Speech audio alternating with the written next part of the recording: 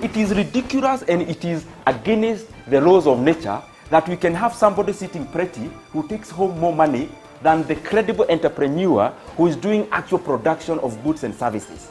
We always say it as it is.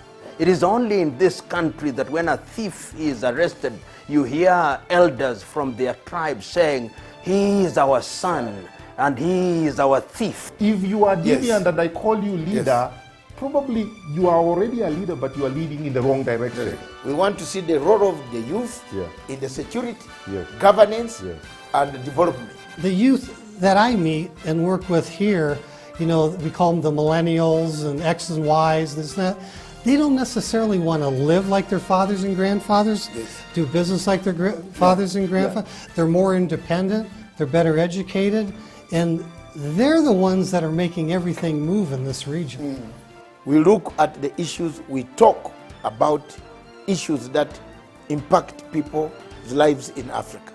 The African peoples themselves continue to cheer bad leaders, and because they cheer them on, they continue to be misled. Let me ask you, doctor, would you rather be somebody who does not enjoy so much freedom but you are rich? Yes. Or you'd rather be poor who you are actually imprisoned by the poverty itself? My goal is not to come here and say, I want the majority ownership, I want to own this, I want to own that, I want to do this. My goal is we all make money and we're all happy, and I help build a big business here. Punchline is for Africa, with Africa, from Africa.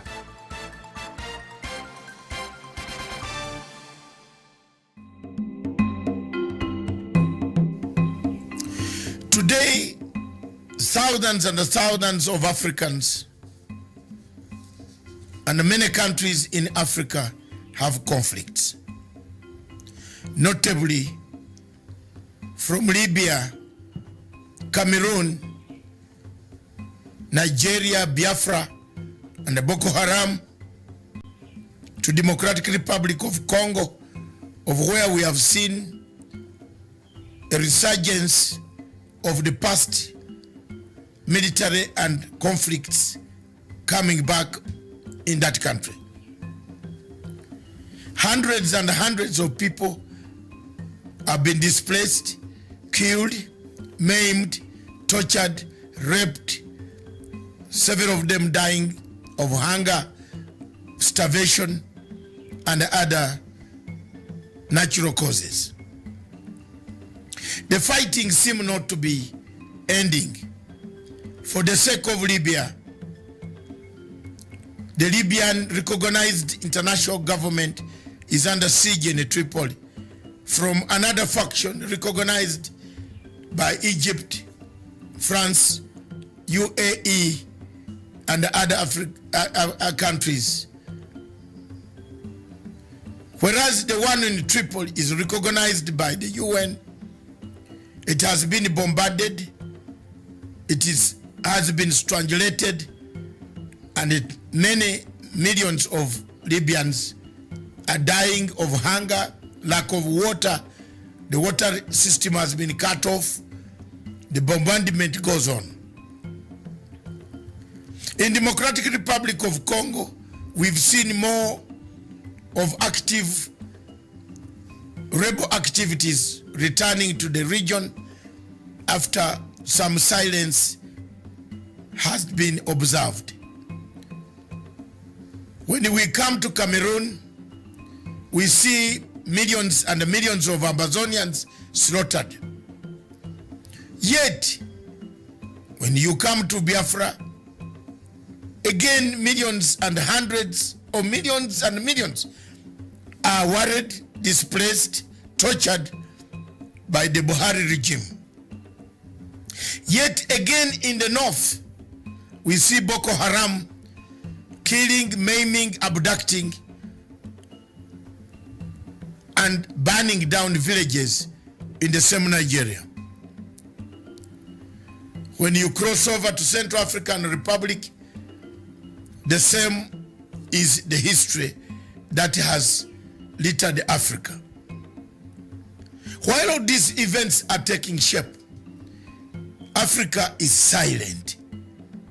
Africa is not making enough efforts to find a solution to what is causing the problems in Libya, in DRC, in Cameroon, in Nigeria, Biafra, and now you add in Khartoum, Sudan.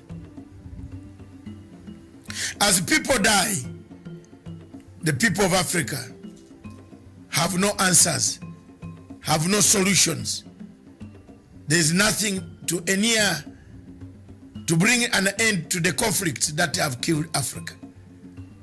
We seem to be new ones manufactured, old ones reignited, encouragement coming from external powers.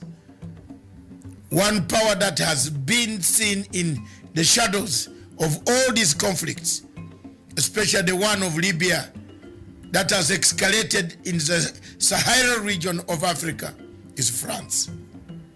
When you come to Democratic Republic of Congo, the same country is in the shadows. The war can be seen is France.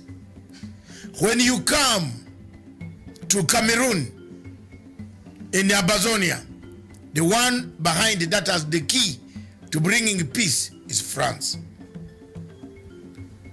Therefore, our question as Africans, why are we silent? Why are we not saying enough is enough of the wars? Thank you.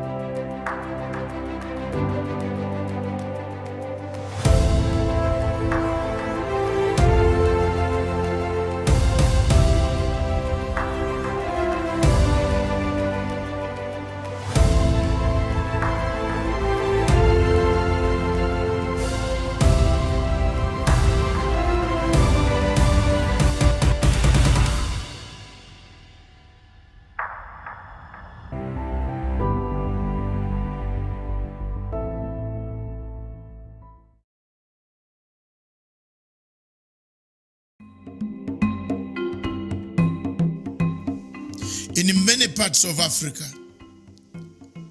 there is always a struggle for power. Struggles for power begin from the struggles for internal democratization of our parties or units where we belong when we come to power.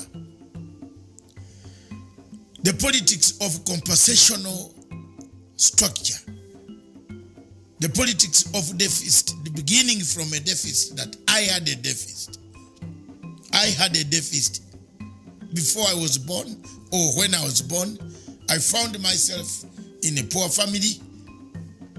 It's the politics of compensation that haunts Africa today. Many people want to take on leadership, but it's the leadership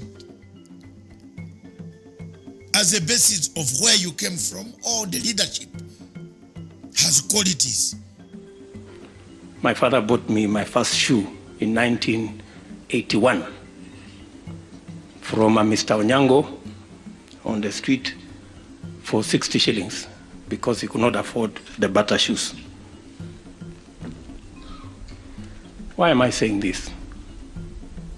Today, as you can see, the gentleman who did not have shoes is sitting at the high table.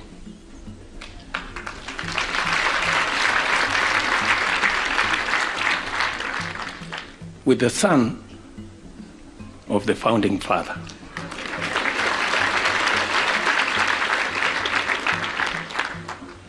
Sasa kama nitaambiwa naongea siasa, lakini I'm not, I promise.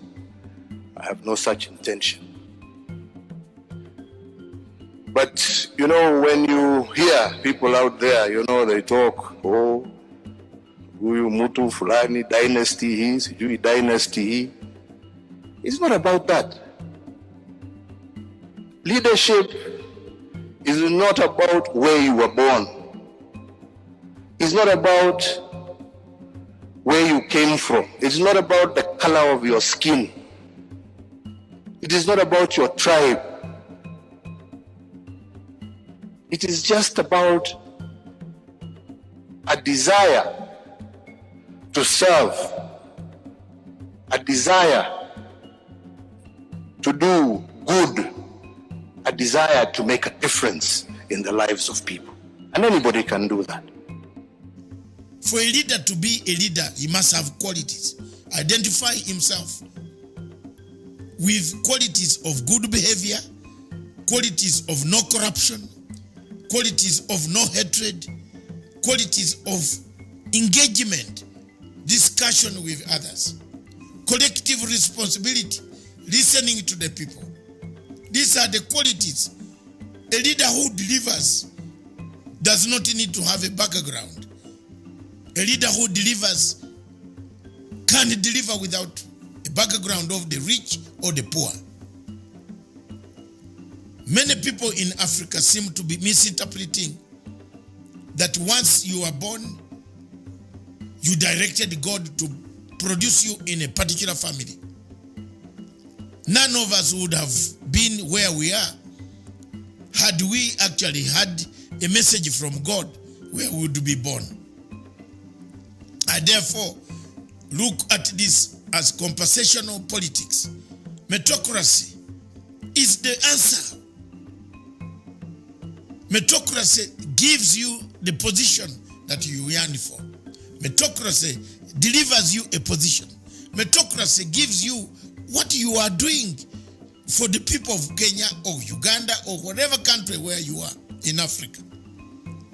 But if you don't have these qualities, even if you are born from a family that had the whole world as theirs, then you cannot be a leader. It is therefore very important that the leaders who yearn to become leaders in Africa stop the usage of compensational politics.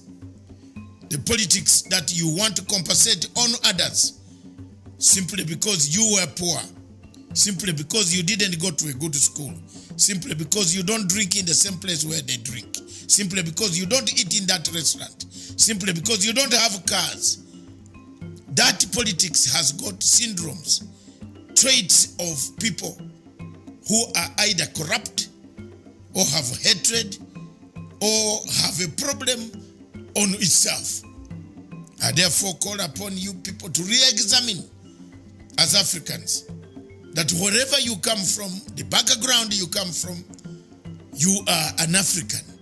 You can deliver something for your country. You don't need to be able, you don't need to come to compensate for the lost past, because with such attitude, you will grab everything and your country will collapse. Thank you very much for listening.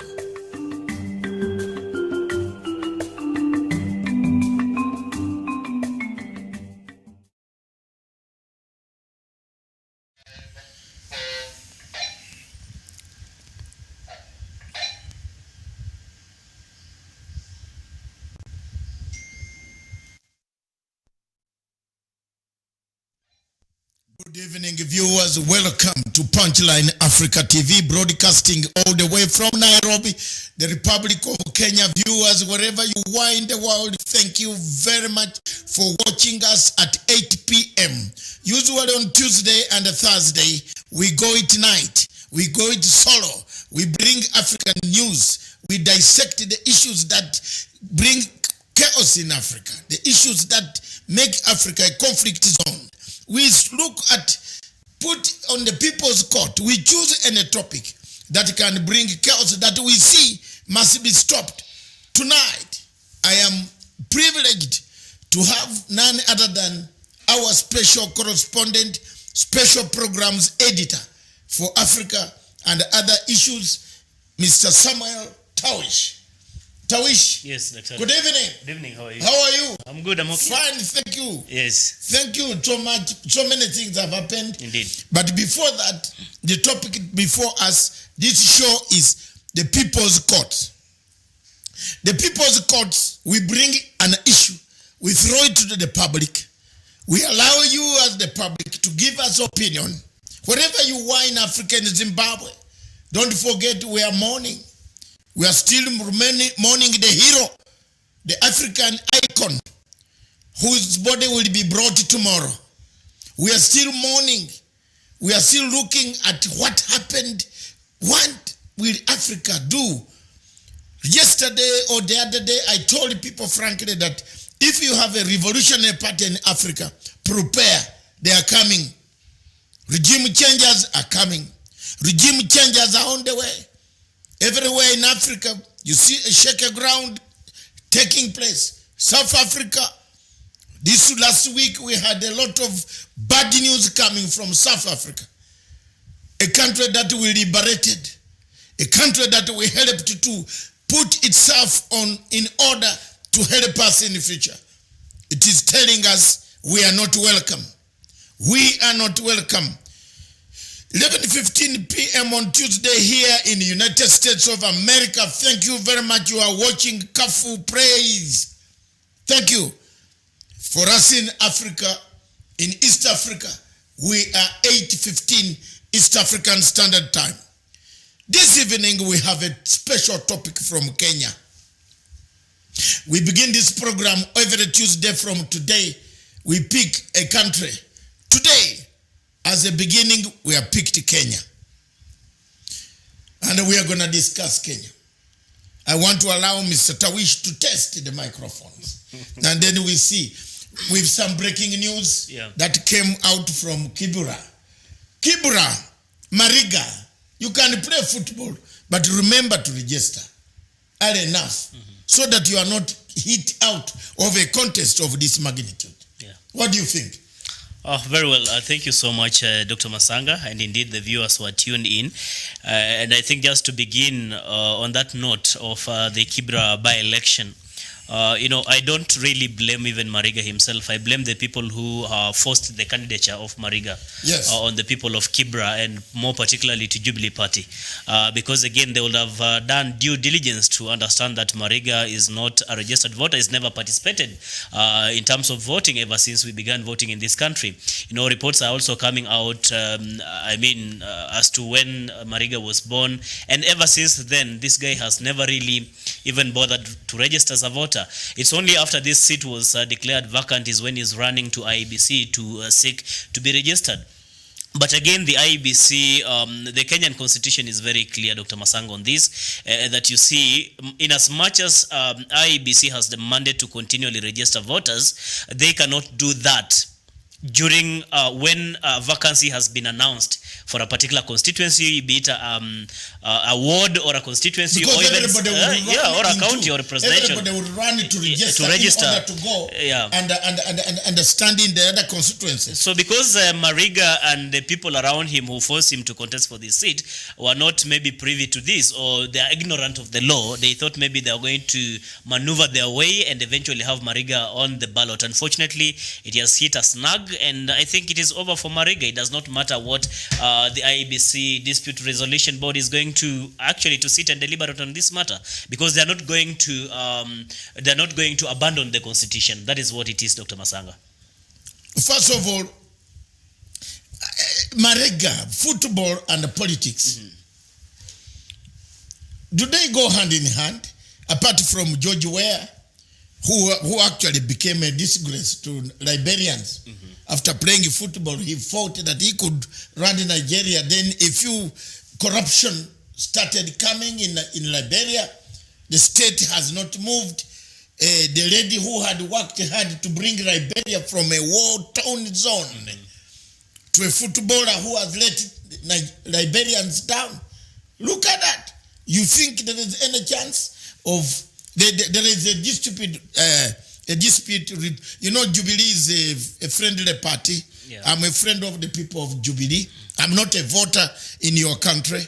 But I look at the mess in Jubilee itself.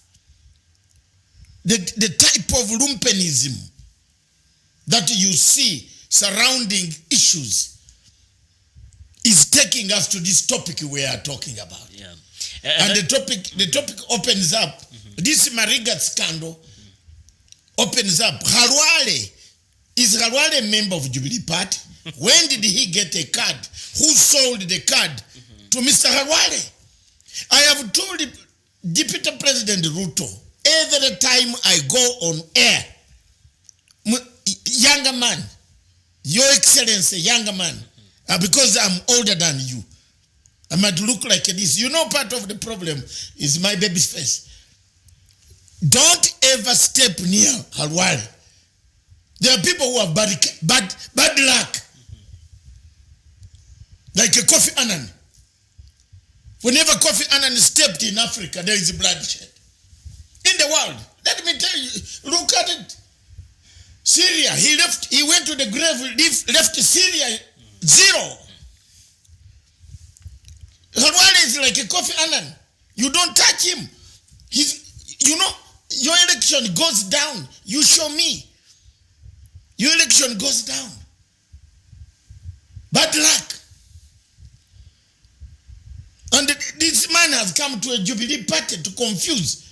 He knows the law. Why is he a member? Who sold him the card?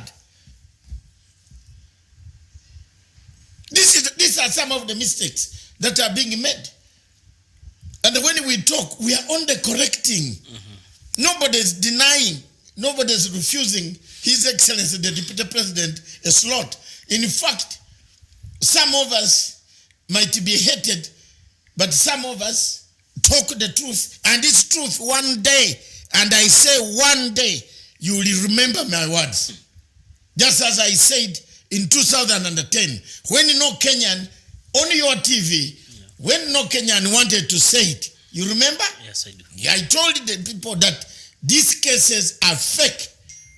And when I say something is fake, there's something wrong in the Jubilee Party, which brings us to the topic. Well, Dr. What has befell Mariga today and Jubilee by extension, I think just points to the level of lack of strategy within the Jubilee Party, even as there's been a lot of concentration, especially on those who want power or those who are seeking positions come 2022. They're not even mindful of what the party is, what they should correct within the party. That is why you see we have such kind of ugly scenario, embarrassing situations that we have witnessed today. How, a whole ruling party can sit down, the National Election Board or whoever they are, sit down and vet individuals. Out of almost 20 candidates, that they found this was the candidate who was fit to contest for this by-election. Yet we had other candidates. So they said they followed the due diligence, they ensured that this guy meets all the requirements. But again, today, what have we been treated to? It's very, very unfortunate, and I think that is why you see there are people who feel like if that is the case, then okay, you can have the party and run the affairs the way you want, because it does look like there are people who want to hijack this Jubilee Party and run it the way they want. Yes. But again, they are facing it. And that brings us direct, Mr. Yes. The topic tonight. Yes. And which is very clear, which we want to bring to the people's court. Is there someone trying to kill Uhuru Kenyatta's legacy? Is there? Indeed, Dr. Masanga. I think that is... I think the question goes further. I think, I don't know where it is. And his perception. Yeah. Is there somebody creating a bad perception for His Excellency President Uhuru Kenyatta in his Mount Kenya and the Central Turf? Someone has planted Nikolai Machiavelli politics. And this Nikolai Machiavelli politics is destroying this party and bringing a bad impression, a bad name, a bad perception. President Uhuru Kenyatta. Do you agree that there is somebody wanting to kill the legacy? Yes, Dr. Ari, is a person and a journalist who has been handling politics for over 7 years now, almost 8 years now. I can tell you without any fear of contradiction that Dr. Masanga, it's very clear that there are people who have laid a strategy to actually dismantle and topple President Kenyatta's legacy by all means possible. It does not come as a shock to us that whatever kind of incidences we are seeing today, the kind of rebellion... Emulate that example and bring the same oil, proceeds to make sure that it makes lives better for the people, the betterment of the people of Africa and their families and their other activities. I want to see that. But I might not be able to explain why Africa always falls a victim. Are there external forces that make the oil in Africa to become sour? Is it the competition of the oil companies, Total and Shell BP and others that come to Africa to take the share of the oil? Simply because we have no energy, ability to be able to drill the oil ourselves, refine it ourselves. It is shocking, therefore, to go to Nigeria, for example, a country that produces third in the world for oil production, has no petrol at the petrol station. Is this not a curse? If it's not a curse, what do you call it? Thank you.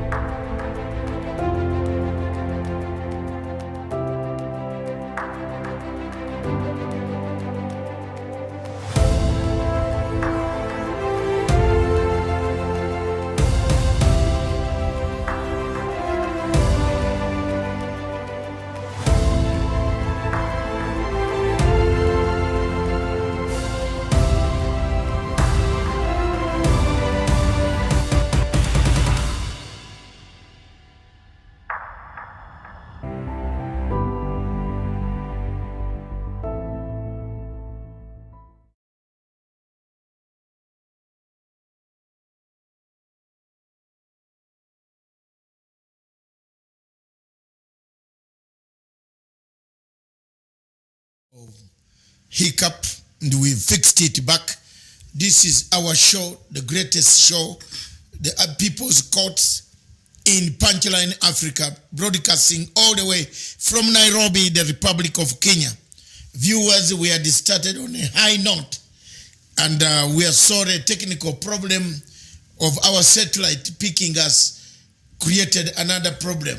Interact with us on Facebook, interact with us on Twitter, interact with us on YouTube, interact with us on every institution, Instagram, everything that you have available.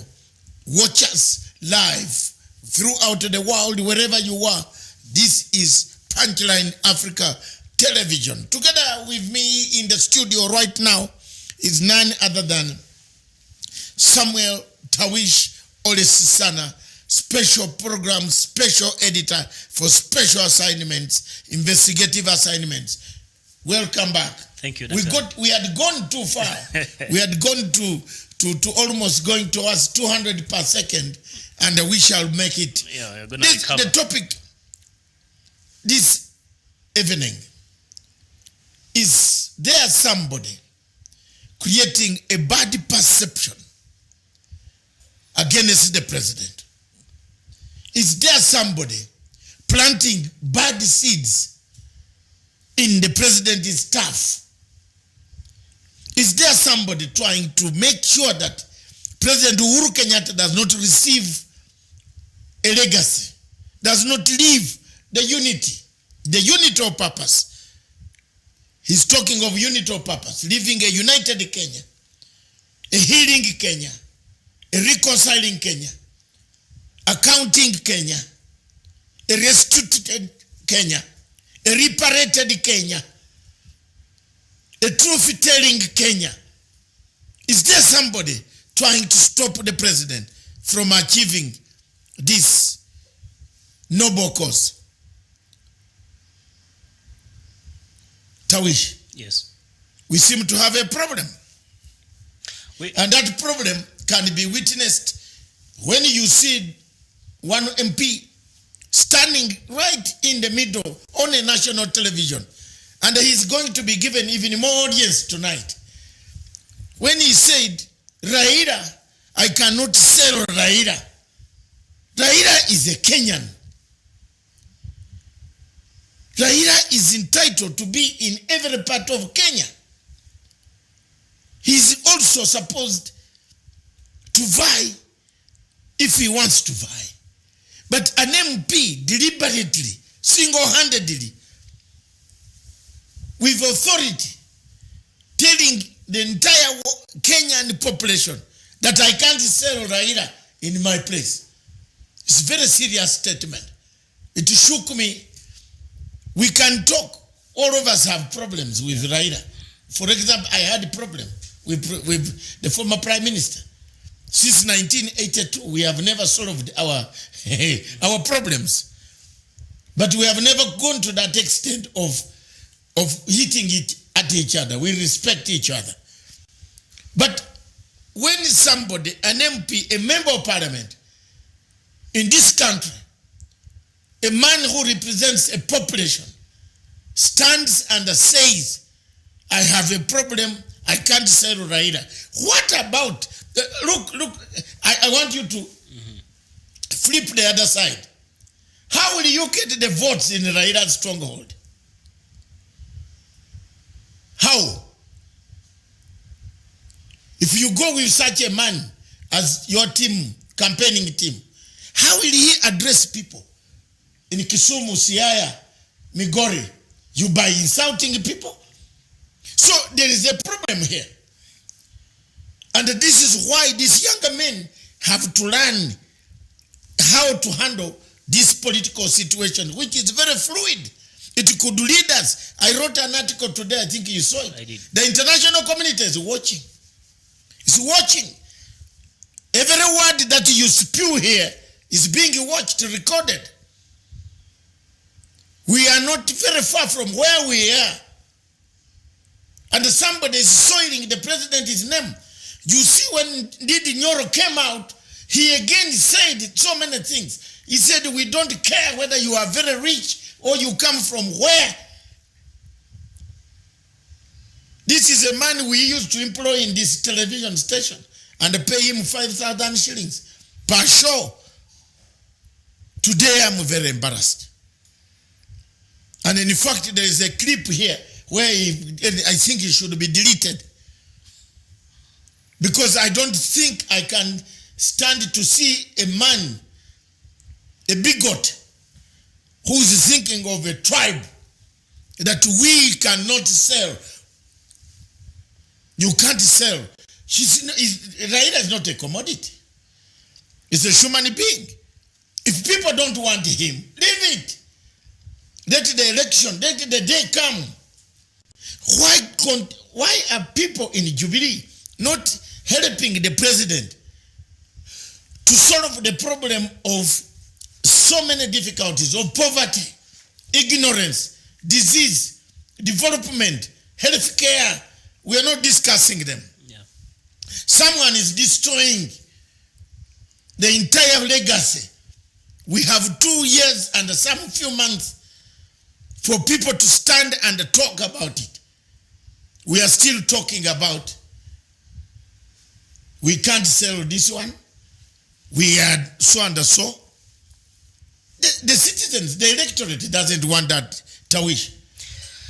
Well, Dr. I'm one of those people who really are very disappointed with the kind of political situation that we have in the country today. I'm saying this because listening to the likes of MP Ndindi Nyoro, Alice Wahome, and others, it is an unfortunate affair, Dr. and the listeners, because, nobody has sanctioned, Ndindi Nyoro or anybody to go out and sell Raila Odinga, whatever that means according to his interpretation, to sell Raila Odinga to anybody. I don't understand why he has to whip people's emotions by saying that the state is up to actually neutralizing him for supporting Deputy President William Ruto. I think the clarion call has been and remains that we want to see leaders elected, and more so those elected in the Jubilee Party, come out and support the president's agenda. It does not matter whether they support Deputy President William Ruto or anybody they have chosen to support. Nobody is gagging any politician or any citizen in this country to support any politician they want. That is actually up to them to decide who they want to support come 2022. Only that what we are saying as a country, as a people who are reasoning and the people who support the president's agenda, is that it is too early really to campaign for 2022 now. And I think President Kenyatta has said this a number of times. That is what we all stand with. The president has said, let's fight corruption.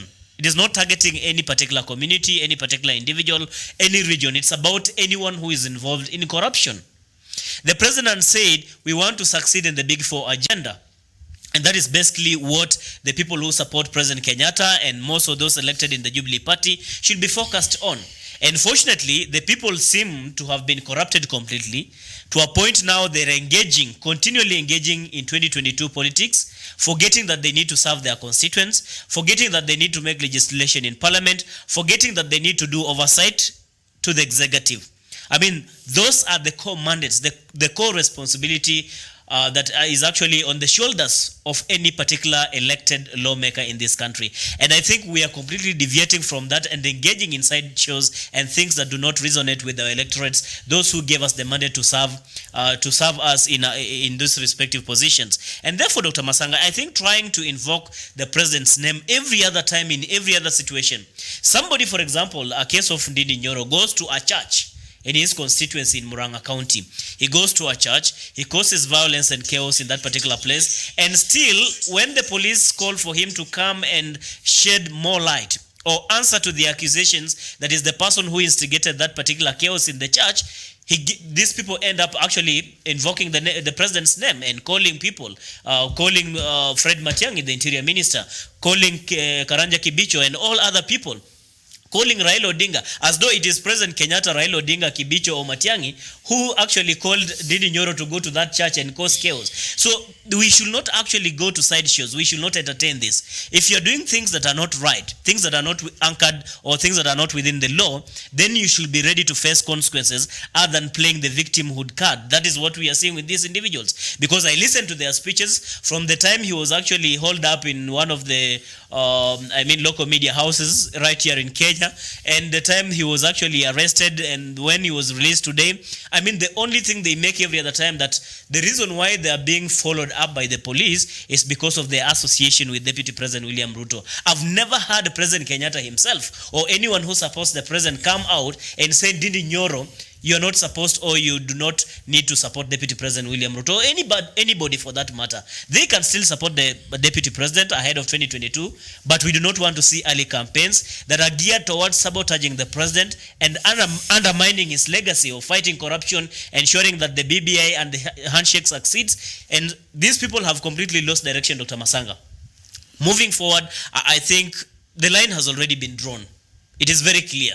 There are people who have decided like to take the president head on, and he should not now take it easy. It's not like a matter of smiling again. These people are decided. These people have actually crossed the other side. You say they have crossed the Rubicon. I don't know if that is the wording. Yes, the Rubicon is crossed. Yeah, that is exactly what we are seeing today in Kenya. I think people are already determined that they want to do an election. Yeah. The people are already determined to make sure that the BBI does not exist. That the handshake does not also... It looks like there are people who have already read the BBI when the report has not been written. Let me go back to the question of BBI. Yeah. As a conflict resolution expert, and I talk with authority because I read the subject. Even if you raise me from death, if death can be risen, if Jesus can come and touch me again, I will tell you that BBI is the best alternative that Kenya needs. Let's call it a redemption strategy. Yeah. Let's forget about BBI, because BBI has confused the people. People think that BBI is Raila and Uhuru. Yeah. No. BBI is a redemption strategy. The 9 points are redemption strategy. There is no way you'll hold elections in this country.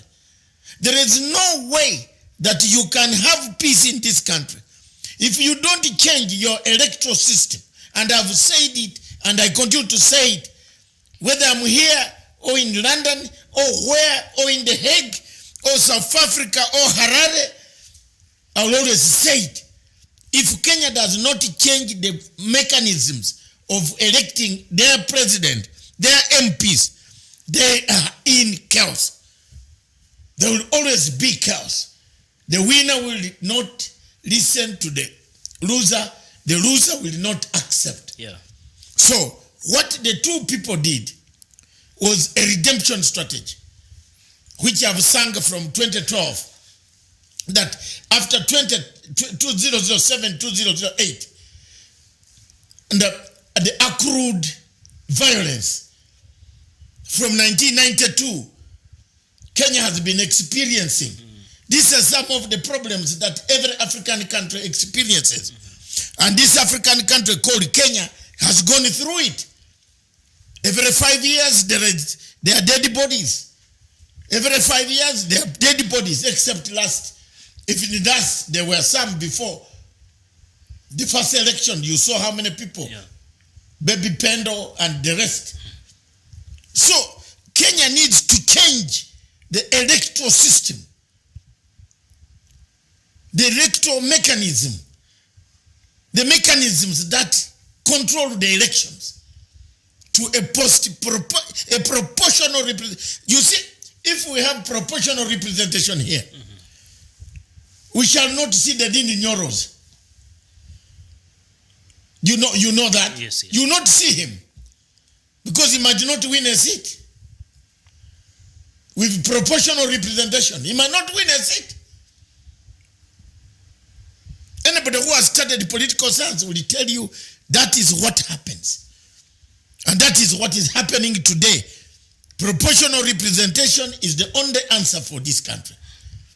Such that a person in Marsabit, Moyale, Mosabit, Mandera, Isiolo, Turkana, West Pokot, Kuria, Nigori, that person comes and knows he is represented in parliament. There won't be a quarrel. I'm telling you that we have a problem here. And the people are already discussing this proportional representation issue without even waiting for BBI. You see? Yeah. We need it. They need it. They will fight. There is no need of every time, every 5 years, we put people, we tell the city mortuary to extend the space. Kenya needs to heal from that. Kenya needs to put a mechanism. That's why it is good they are doing this whole thing. Yeah. Let's put it to the people, let it come out. Yeah. Maybe the confusion that might have come, and that, to be very frank, I want to speak frankly, is that people should have called it a redemption strategy. Then people could not be misinterpreting it. Because when they called it building bridges initiative, is when people think it is Raila and Uhuru. No, it is a redemption strategy. And then anybody who has gone to school, anybody on Facebook, Twitter, know it as a redemption strategy. Finding difficulties where you have had difficulties. Where are they? Elections always bring us death. Why can't we clean that election? Corruption is embedded in the systems of Kenya. How do we change the laws? How will you change the law to make corruption a punishable beyond the punishments that you are giving today? Yeah. Those are some of the things. So how do you get national unity? There are several methods to get national unity. One of the national unity methods that President Uhuru Kenyatta would like to have a united Kenya by the time he departs. Already people are wounding the entire thing to say, no, he's talking about creating posts. If Kenyans want to create posts for stability, if Kenyans want to create an accountable system of parliamentary system, it's up to them. Yeah. Because you cannot have a minister who does not know how a forest looks like, who does not know how a road should be constructed, and not answerable to the parliament. And let me come back to the people. We want to balance. Yeah. That's BBI. Go to Punguza Muzigo. Yeah. There are some things that Punguza Muzigo brought. Some are very good, some are obnoxious. Yeah. One of the most obnoxious thing in the Punguza Muzigo is the question of reducing MPs. You can't reduce a problem which is already a jigger. MPs you must cut, you can't cut the whole head because there are some small jiggers infested there. Treat them, go to the root cause. The root cause of Kenya are structures. Why Kenya is in this state it's because of structures. Structural challenge. Kenya faces structural challenges. Yeah. So even if you reduce MPs to 0, and then now get the money, take it to these MCAs who take off courts, good courts like this, and start hitting each other. You are taking money to clans. There is clanism, nepotism, down in the wards. Some wards think that one family has one wing of the river has dominated. They always make us elected from that house. Yeah. People will fight.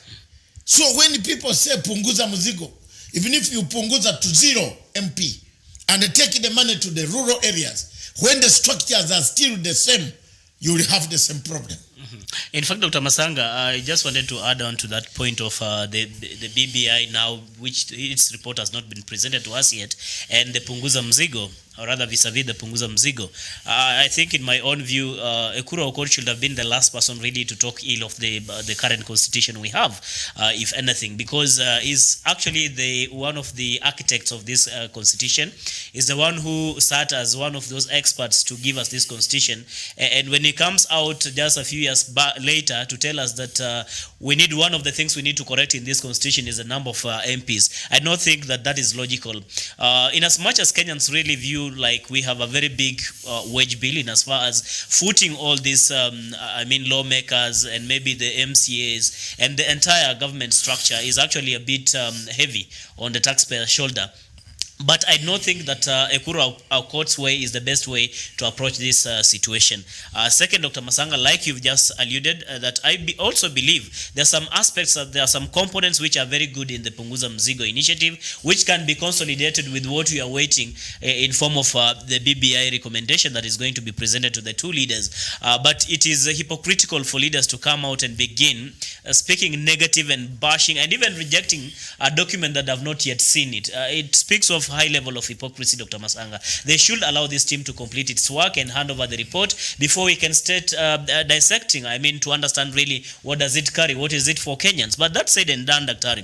I think there are people who are just now out to completely oppose and fight everything that the president is putting in place. These people are actually synonymous with fighting, for example, the Mau eviction that we are seeing today in the restoration of the Mau in that Rift Valley part of Kenya. Corruption, for example, they're the same people who have been fighting the fight against corruption. They have been fighting President Kenyatta ever since he declared total war against corruption. They even went to an extent of fighting the agencies. And more so when President Kenyatta reorganized the system, you saw the appointment of DPP, the new DCI, and the ethics, the empowerment that the president did in terms of resource allocation. These people were really discouraged and they felt like now the president is going to win this war against corruption. You've seen the same people also, Dr. Masanga, openly oppose the lifestyle audit that the president announced last time. Why is it happening so? If indeed we support the president and we feel like these are some of the initiatives or pronouncement that the head of state is making for the betterment of not only the leaders but more so of the people we purport to represent, then I think we should be at the forefront to support the president's initiative. The handshake and BBI, Dr. Masanga, Kenyans have really been desperate to have this elusive peace. They've been looking for an opportunity or a time when their leaders, after the competition, the political competition, they can bury the hatchet, sit down together, have a handshake, and see how we can move this country forward. And that is exactly what President Kenyatta and Honorable Raila Odinga have done in ensuring that they bury the hatchet, come together and see into it. What is it that has been eating this country all along? Why is it that every time we go into an election, Kenyans harbor that kind of anger? They do not want to see a brother and a sister like, we are all Kenyans. We have to go and shed blood because of political competition. That is what the two leaders really seek to bring to actually completely wipe out in our country. Instead of these leaders coming out and supporting the president, they are indeed actually fighting the president in this. We've also seen the early campaigns, for example. President Kenyatta has been calling upon these leaders to desist from early campaigns, premature campaigns. Let's, for heaven's sake, concentrate on serving the people who elected us. We made promises to this to these electorates when we are going into this campaign. You remember, Dr. Masanga, yourself and some of us were actually on the campaign trail trying to do this, so even though some people cannot see our contribution to this, but we also tried our level best. There are some promises that we kept on telling Kenyans that upon the re-election of President Kenyatta, this and this is what the president is going to do for you. This is what Jubilee as a party is going to do for you. And that is why Kenyans chose Jubilee for what? They chose Jubilee for NASA. And that is why President Kenyatta got an opportunity to serve for the second term. So these leaders should actually desist from what they're doing and concentrate on supporting the president moving forward. But because now they're decided, because now they want to appease their masters, that is why you see they're creating that disaffection. Not only, actually, they have begun it in the president's doorstep. And I think if not checked, Dr. Masanga, this is going to degenerate into all other parts of the country as we head to 2022. Remember, they have started even too early. Unlike what happened in 2007, this poses a very great danger to this country as we move into an electioneering year in 2022. So it has to be stopped, and we want to support the office of the DCI and the police generally, that we cannot sit pretty and look unto these leaders do what they're doing. Because by the end of the day, it's the ordinary Kenyans who are going to suffer. They have to come out and declare their support for the handshake, declare their support for the president in the pursuit for unity of all Kenyans, without which then we can brand them as enemies of our people and country. Thank you very much, Tawish. Thank you very much for analyzing that. True, now we can establish that, truly speaking, there is a group that would like to tarnish the perception. President Uhuru spoiled the entire Uhuru legacy. Someone does not want this to hold, does not want water to hold. Let's take another break, and then we come back finally, we touch on a few issues of Kenya, especially the section that says you don't go to elections or you don't go and register during a by-election. You don't run to get elections. When a vacancy has been announced. So Mariga's election slip does not show when he was registered. Somebody again has done fraudulently gone to remove the date so that the date is not seen. Even the lawyer who certified that it is a true copy removed the date. You can see from it. Yeah. There's no good lawyer in this country who can stamp you and doesn't write the date. This is River Road management of a party. Yeah. The party has managed itself through Halwale. Halwale is not a member of the Jubilee Party. He's a stranger like me in the Jubilee Party. At least I'm a friend. But Halwale did not like us at all. Did not like a Jubilee Party up to today. And he was there, portraying himself as even a lawyer to tell people what they should do. Yet the section is very clear in English language. It says you don't ever go to register. You don't go to register once a date, a vacancy. A vacant has been announced or a constituency has been declared vacant. Yeah. You run to register. What happened to Jubilee Party? What went wrong in Jubilee Party? I think I got it here. Maybe if I can, I don't know if it is here. Where is it? It's not. Really. So these are some of the things, viewers. This was a people's court. We have been interrupted by a few technicalities on our satellite system, but we are okay. We shall push on. When we come back, we shall look at what can be done, what else in Africa can be done to make Africa a better place. We shall cross over to look at certain factors in Africa. Sudan, Riek Machar is returning to Khartoum and to come back. So there is peace at last. We might see peace. In Zimbabwe, the body of Mugabe is returning tomorrow. It might, hopefully. But Madam Amai Mugabe is creating chaos. But we are managing the situation. The elders, we are giving advice as Pan-Africans. In Nigeria, the situation is changing, and we shall look at. Paul Obiya is going to talk about Cameroon, but in a nutshell, we summarize and say the legacy of President Uhuru Kenyatta is being undermined in his own turf. Someone, whoever it is planting poison to dismember his legacy. But maybe, Dr. Masanga, before you wind up this particular part, do you suppose really President Kenyatta has an option of surrendering to these schemers? Does he have that option? Whatever, he has an option not to surrender. Yeah. But there is a problem here. You see, we are planting the person that I pity into this scenario is the Jubilee candidate. And I don't know whether the Jubilee candidate knows that power must be handed over. I don't know. The Jubilee candidate knows that the president of Republic of Kenya is still the president to hand you over that election. That there you are, I'm going home. I'll leave it in a parable. Honestly, African transition, smooth handing over, comes from the man. But I don't know, people have forgotten that it is President Uhuru Kenyatta who will manage the elections. If you're a candidate, you are no longer part of the management of elections.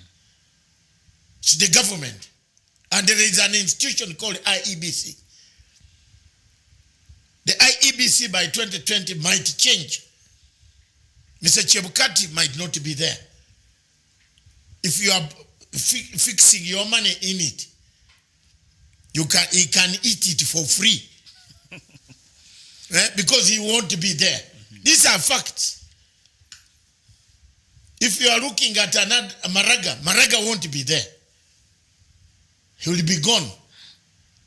So if you are eating or vesting your interest in maybe using the courts, this type of people might not be there. There will be a government, and that government will be led by Uhuru Kenyatta. You like it or not, it is him. So if you are flexing muscles with him, then you have a problem. And the turning point of Kenya is next month. You are either with BBI or you are not. Because the president is already with BBI. Yeah. So when you come up and say, I don't like BBI, then you have opposed the president. Then you have to look for an exit ventilator and get out. So the political immaturity that is being exhibited by the Nyoros and the who are discussing the Alice Wahome. Ichungwa is, I'm not bothered about Ichungwa because I know where he gets his money to do these projects. From George Soros Foundation. He has been an agent of those type of things for a long time. So he is American. No problem. But at least now, if you look at how things are going to balance, you have to handle the president in a proper way until the final journey. Because elections will be managed by him. If he sees violence in election, he can declare a state of emergency. And whether you have wasted all these billions, you remain with nothing. You get the point. You see today, because people panic, people don't know the voting pattern of this country. I think I've studied the voting pattern of this country, Kenya. Mr. Uhuru Court went to Kirinyaga. The DP has gone to Kirinyaga. Today, Kirinyaga County Assembly rejected Uhuru Court. They rejected where this woman of Girichi has been dancing around. If I were the DP, I would see that I am losing my money. That's how things are going to be. You know, the people who support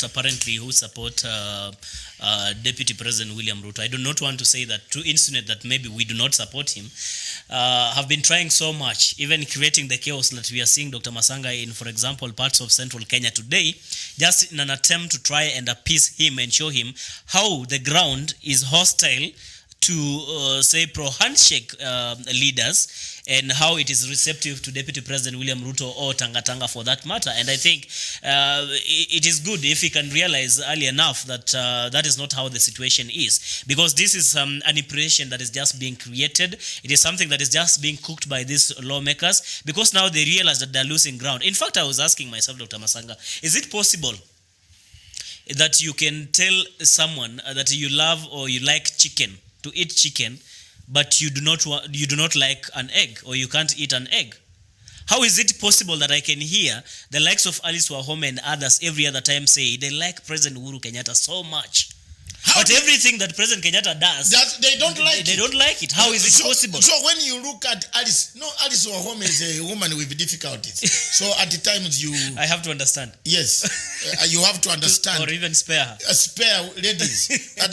This discussion, I think we want to call some of them in our studios so that we can engage. But the man that I am so much really very worried about is the younger man who a few years ago had nothing, was a broker in stock exchange. The money raised his status. He bought a car which he never expected. You remember his car had petrol problems when he comes to our studio. So, and honestly, Yeah. So when you look at this type of things, the man got this thing very quickly, and he started running. He has been running very fast. Political science, when you see a person of that nature running, you know he might not reach the lap. He might not cross the last pace, because it is very difficult in politics to behave the way the gentleman is behaving. So when you look at the events as they are going, we are not in a proper situation to set the legacy. We have 2 years left. President Uhuru Kenyatta has chosen to fight corruption. Yeah. Corruption cases are going on. Some are being frustrated by the court. Some are being blocked by the court. We need to help the DPP.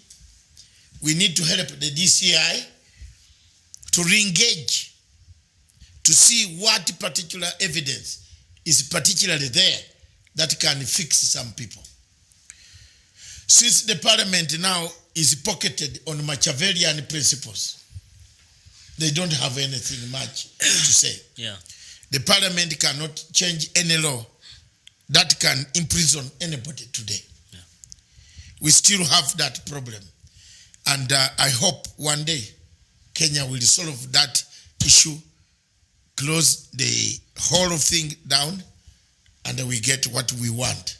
I should want Dr. on the BBI because there's one viewer here who goes by the name George Ruto, who says Kenya needs BBI for everybody, should not be selective.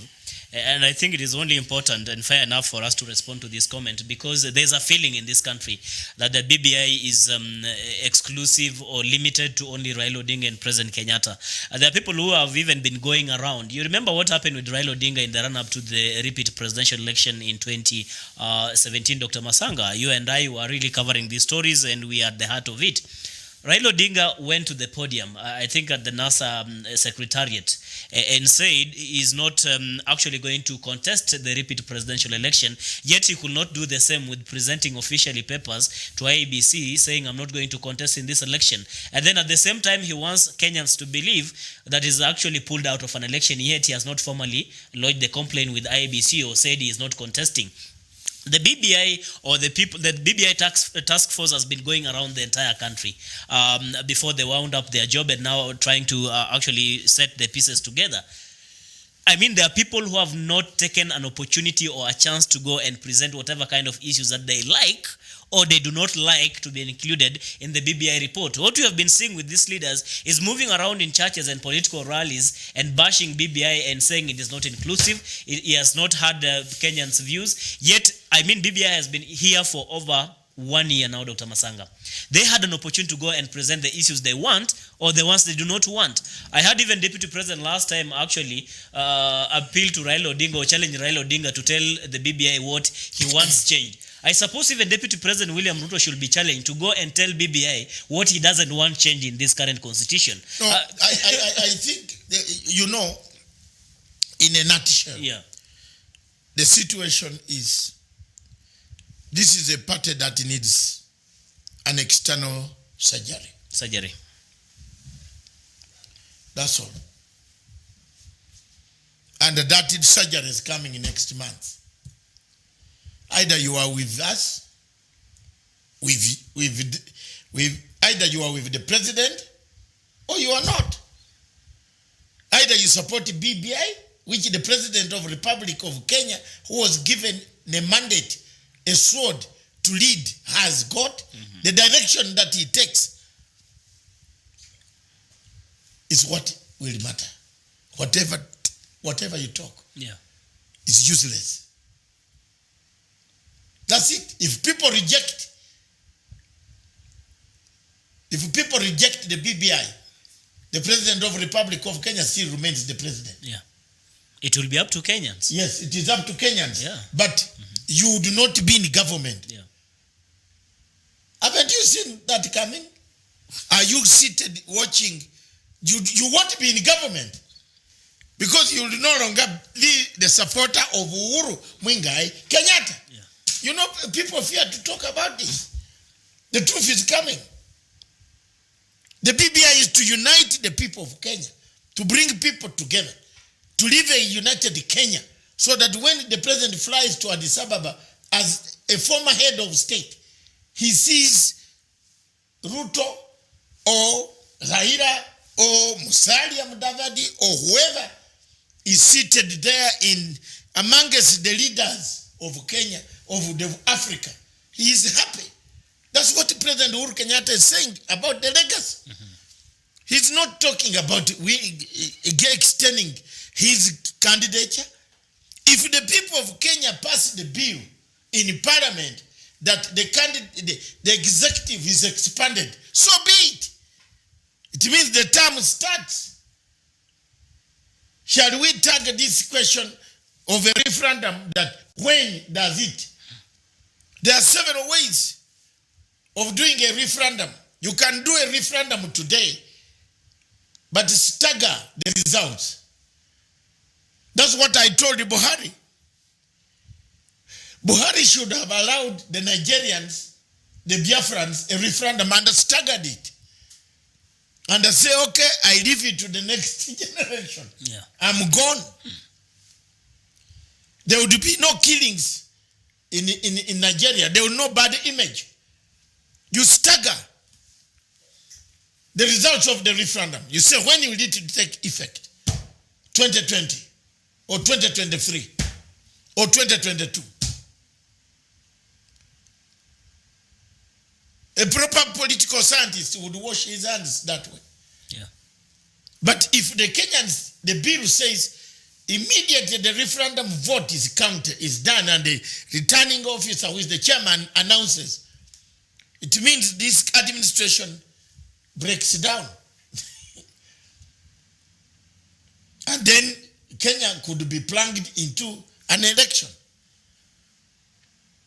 So if you are breaking Jubilee Party now, how are you going to be able, if you have rejected this proposal and you have gone already? And if you are having people like Ndindi Nyoro, Alice Wahome, saying they can't sell Root Dani, they can't sell Raila. You see, they know something that we don't know. Raila is sellable. Where? What about you selling your candidate in Raila's territory? You are bringing a conflict.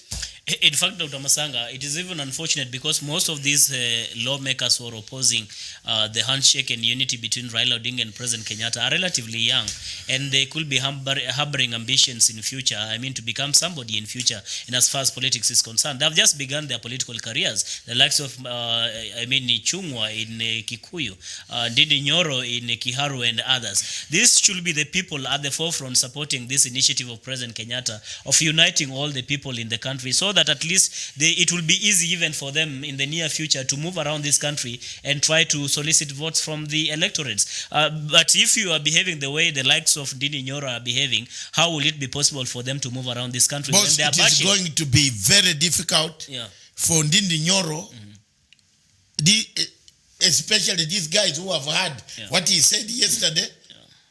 You can't move with such a man in your delegation. They will not even want to hear about it.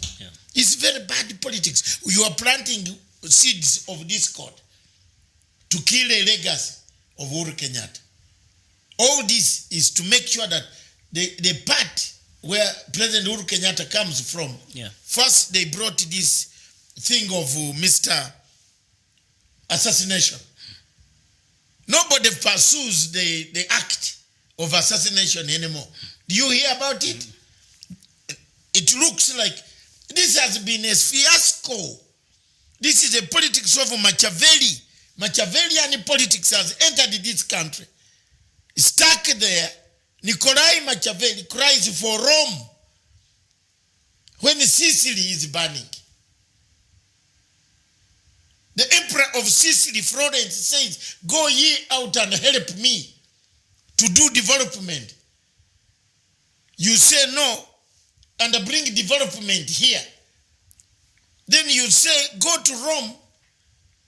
Rome is safe by the Roman Empire, by the Pope. Go and ask for Pope. You turn around and say, no, go to Kiharu and tell people that this is a dynasty. Yeah.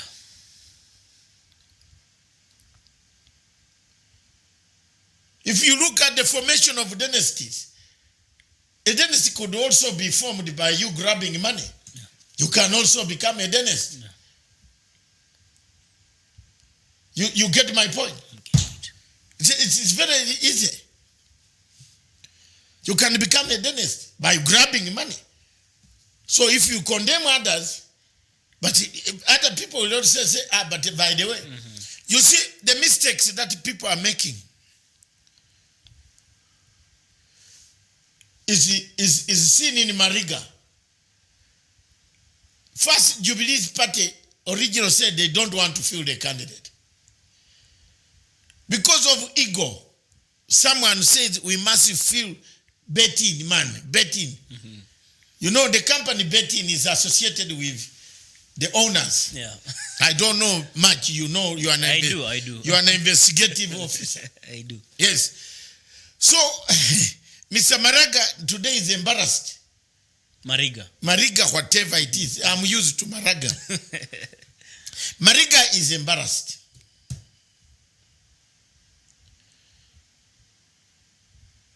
To be rejected, then you go to the panel. When did you? Then you photocopy a thing, throw us for social media to run a thing. Silly. I can't even post such a thing on my. Where's the date? Where is the date? When this lawyer stamped this as certified, did he see the date? Where is the date? The registration date. The woman who knocked these people out has already seen the registration date. Yeah. That's why she was very confident. If I were Jubilee, I would not accept Halwale's advice to go and appeal. Let's Jubilee just keep off. We lost. We are friends of Jubilee. Some of us, we would like to see the flag flying. Yeah. But we lost. Mariga cannot be forced. The IEBC has a mistake. Already they have seen. Yeah. He registered recently after the announcement. You know, there are people who are really hoping for a showdown in Kibra by-election. I think they want such kind of opportunities. I've seen the kind of, Dr. Masanga, the eagerness with which some of these politicians have been looking up to for this by-election in Kibra. I mean, most of the people really who are allied to the famous Tanga Tanga have all along been saying we want to begin the campaigns in Kibra and we are going to show other parties, and especially I think Raila Odinga or ODM, we are going to have them run for their money. So the showdown that they were expecting has been actually nullified and they have no option. Unfortunately, Dr. Masanga, I think, and as we move forward, Jubilee as a party, because again, they also need to be advised. Moving forward, this is a ruling party. This is a party that brought President Kenyatta into power.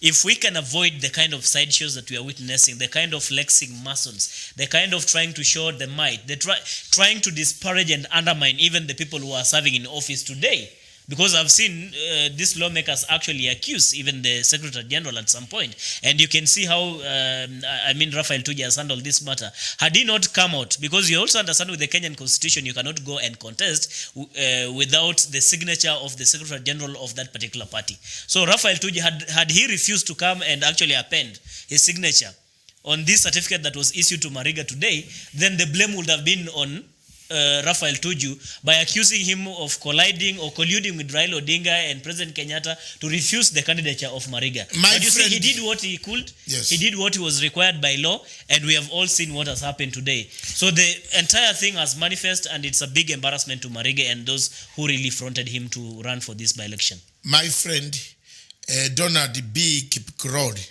Yeah. Kipkorir. Kipkorir, yeah. Kipkorir has just sent me a tweet. He said, before one vies for any political post in Kenya, you must have two mandatory documents: Kenyan ID and a voter's card. Tanga Party thought Mariga can vie with betting card. They thought Kibura was casino. And the noise they had given us, hubris. Yeah. Hubris, yeah. Hubris, a Ugandan would say hubris. But hubris isn't equal to intelligence. Thank you very much, Donald B. Kipkorir. Yeah. My brother, thank you very much, wherever you are. You've sent it. I've read it out. He said, Mariga went with a betting card for casino. To be cleared by IBC. Yes. First. IBC does not clear with betting. And then the people, I think they just do this to get money.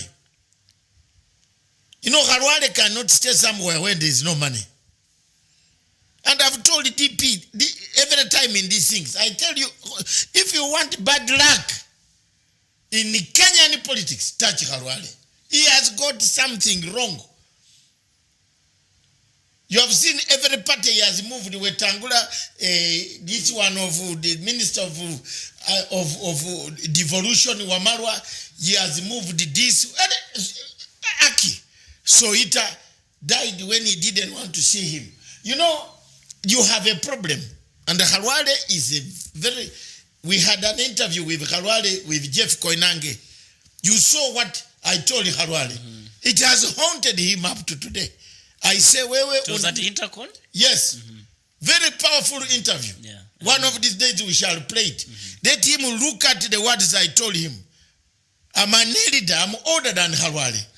In terms of our Luya culture, I come from the kingdom that controls Luya all the way from Mbale in the mountain slopes of Bugisu, of Uganda, to all the way to where Musalia Mudavadi is. When you touch me and talk about me, the gods come for you. I'm from that clan. Ask anybody. We are the back cook of all Luya people. There's one custom you cannot do without coming to our place to get a blessing. My own cousin is now the umukuka of Luya people. You have to be very careful. When the Maasai said, don't kill this cow, you have to kill this, you have to sacrifice this, and you don't do it. Yeah. These gods follow you. Harwale has got something like a Kofi Annan. Wherever Kofi Annan steps, the country is left in chaos. But Harwale now is one of those who are serving in the highly think tank of ahead of the 2022 general election. No, as one of the strategies. Okay. But to put Harwale to go to be the person sending Mariga, when we have party leaders, party MPs, good MPs who could...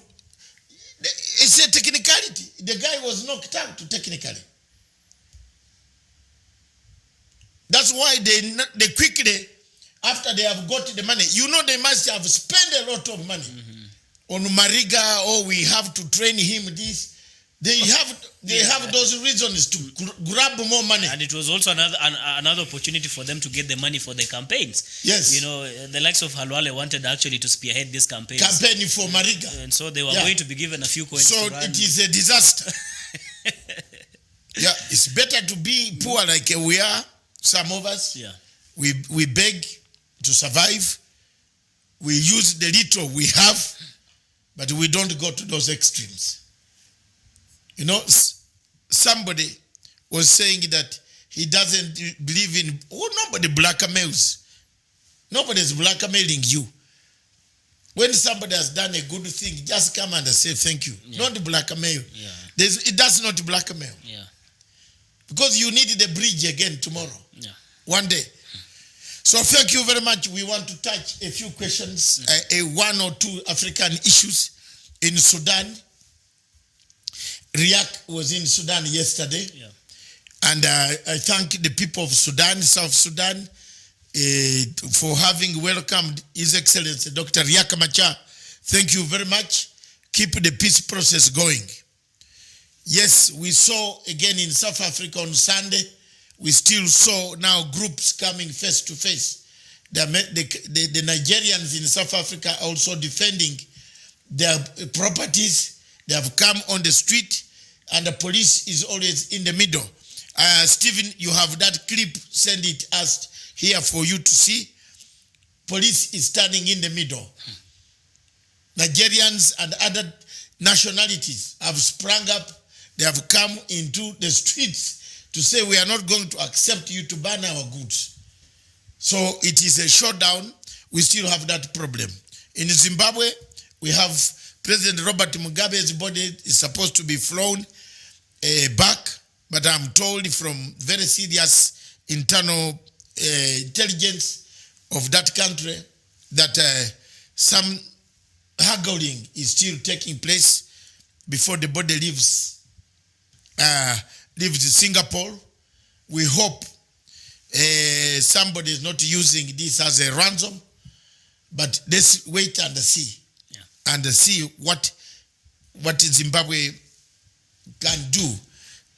I think it is very pathetic for a hero to die and then somebody demand a ransom in order to release his body to be buried. It is sad.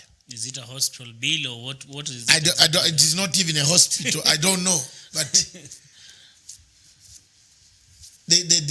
because he wants the money before the body leaves Singapore. So the giving conditions. It's not very good. Yeah. Yes. But that is life in Africa. When you are dead, you don't speak for yourself. Yeah, sure. And the other fortunate, you don't know when God will call you. True. Therefore, you don't have the means to arrange. Yeah. Yes. Thank you very much. Our elder has gone, the icon of Africa. And I want to take this opportunity, Tawish. Yeah. The flag, it has fluctuated. Yeah. Somebody has played up with our system, maybe. Nonetheless, we have maintained. But we had high figures. Yeah. But the fluctuation, I don't know what happened. But we shall correct that mistake and come back again. Every Tuesday, remember the People's Court comes every Tuesday and the Punch comes every Thursday. Last week, Punch was a marvelous, fantastic. Mm-hmm. We shall choose a topic, most likely around the rivers, around the Indian Ocean. So you know that topic very well. Yeah. And it might be hot fire. So thank you very much. We shall again invite you to the studio every Tuesday at least to do one or two shows this show. Yeah, pleasure. Let's conduct it. Let's do it. Thank you very much. Any last words? Well, Dr. I think one, I need to thank you so much for the work you're doing.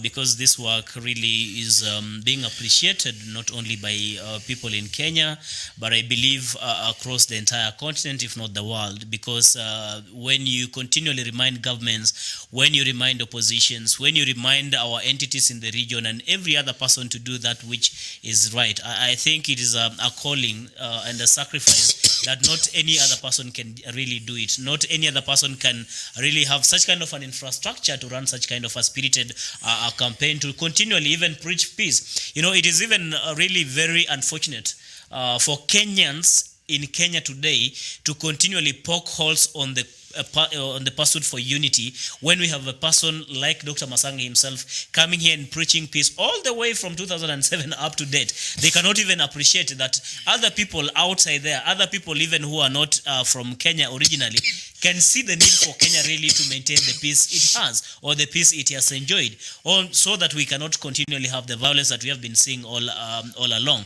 Unfortunately, we have people who have completely been compromised, people who seem to have been auctioned. The appetite for money has compromised people completely, and that is the kind of some of the leaders we have today in Kenya. But I want to say this, continue with the same spirit, Dr. Masanga, of championing and supporting President Kenyatta in the fight against corruption, in ensuring that we have the handshake and the BBI is going actually to succeed, in ensuring also that we continually remind these leaders to avoid early campaigns. By and large, I think as I conclude, it is important that if these leaders are going to continue doing things the way they're doing today, they have to be ready to face the consequences. They don't have to play the victim card and come out and say, because if you wake up in your house, instead of going to attend matters really that are important to your constituents or people who elected you, you choose to go, for example, to a house of worship. You go to a church and cause violence. When the police call for you or when the police arrest you, you start actually playing the victimhood card. You start blaming other people and very unfortunately blaming even the president for the woes that you are actually facing. So that is very, very unfortunate. We want to see these leaders actually repent, and I think that has been the call. Let us see them repent and get back to the right track, Dr. Masanga. Thank you. You very much. News just coming in from Zimbabwe. Yeah.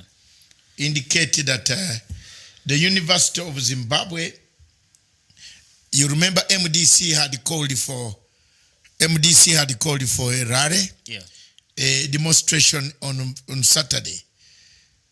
The University of Zimbabwe has closed the university will close from 12th of September on Thursday and return on 16th Monday. This is to coincide with a so-called to preempt the so-called demonstration that was going to take place when the body of President Mugabe is lying in state in Harare. Remember, we have a very bad opposition in Africa. When somebody has died, surely you don't follow to go and celebrate. And I am very disgusted with behaviors. Even if you hated someone, you wouldn't demonstrate.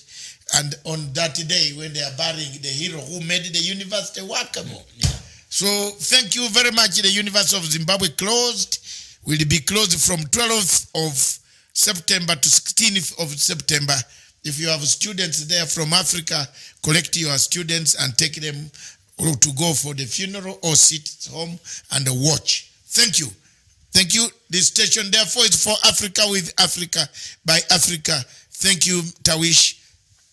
Good night. In many parts of Africa, there is always a struggle for power. Struggles for power begin from the struggles for internal democratization of our parties or units where we belong when we come to power. The politics of compensational structure, the politics of deficit, the beginning from a deficit that I had a deficit. I had a deficit before I was born, or when I was born. I found myself in a poor family. It's the politics of compensation that haunts Africa today. Many people want to take on leadership, but it's the leadership as a basis of where you came from, or the leadership has qualities. My father bought me my first shoe in 1981 from a Mr. Onyango on the street for 60 shillings because he could not afford the butter shoes. Why am I saying this? Today, as you can see, the gentleman who did not have shoes is sitting at the high table.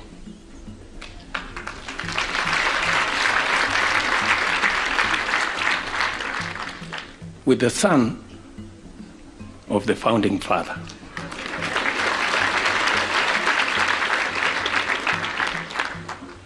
Sijui sasa kama nitaambiwa naongea siasa, lakini I'm not, I promise. I have no such intention.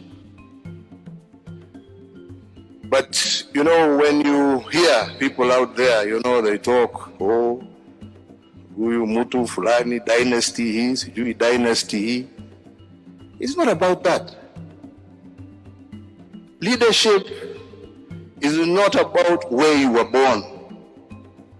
It's not about where you came from. It's not about the color of your skin. It is not about your tribe. It is just about a desire to serve, a desire to do good, a desire to make a difference in the lives of people. And anybody can do that. For a leader to be a leader, he must have qualities. Identify himself with qualities of good behavior, qualities of no corruption, qualities of no hatred, qualities of engagement, discussion with others, collective responsibility, listening to the people. These are the qualities. A leader who delivers does not need to have a background. A leader who delivers can deliver without a background of the rich or the poor. Many people in Africa seem to be misinterpreting that once you are born, you directed God to produce you in a particular family. None of us would have been where we are had we actually had a message from God where we would be born. I therefore look at this as compensational politics. Meritocracy is the answer. Meritocracy gives you the position that you yearn for. Meritocracy delivers you a position. Meritocracy gives you what you are doing for the people of Kenya or Uganda or whatever country where you are in Africa. But if you don't have these qualities, even if you are born from a family that had the whole world as theirs, then you cannot be a leader. It is therefore very important that the leaders who yearn to become leaders in Africa stop the usage of compensational politics. The politics that you want to compensate on others simply because you were poor, simply because you didn't go to a good school, simply because you don't drink in the same place where they drink, simply because you don't eat in that restaurant, simply because you don't have cars. That politics has got syndromes, traits of people who are either corrupt or have hatred or have a problem on itself. I therefore call upon you people to re-examine as Africans that wherever you come from, the background you come from, you are an African. You can deliver something for your country. You don't need to be able, you don't need to come to compensate for the lost past, because with such attitude, you will grab everything and your country will collapse. Thank you very much for listening.